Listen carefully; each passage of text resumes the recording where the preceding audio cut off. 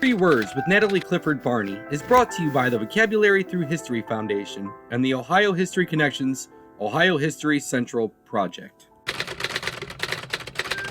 The Merriam-Webster Dictionary defines the term expatriate as to withdraw oneself from residence in or allegiance to one's native country, usually resulting in that person living elsewhere. For Natalie Clifford Barney, that was France.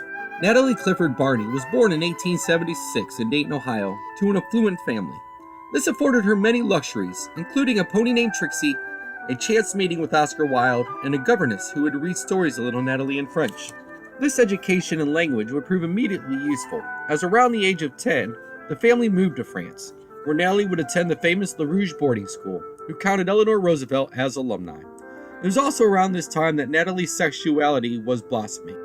Natalie would profess that she knew that her interest was with girls somewhere around the age of 12. Shortly after that, Natalie's family moved to Washington, D.C., where Natalie would meet her first love, Eva Palmer, a poet from Maine that she had met on vacation.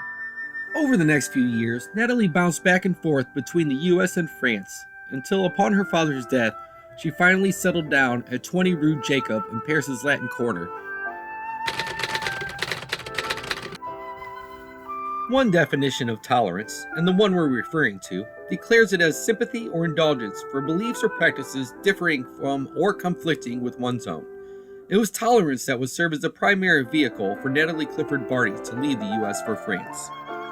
Throughout the course of time, the United States has not been known as the most tolerant of countries.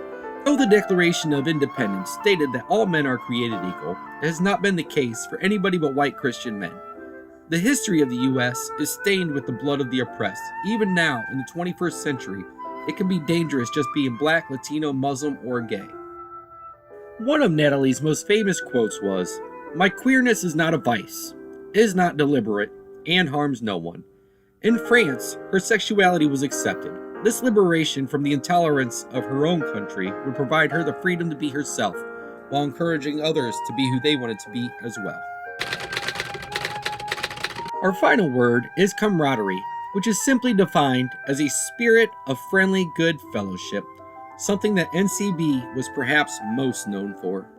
Natalie Clifford Barney didn't just want to pursue her passions, she wanted to encourage others to pursue theirs as well.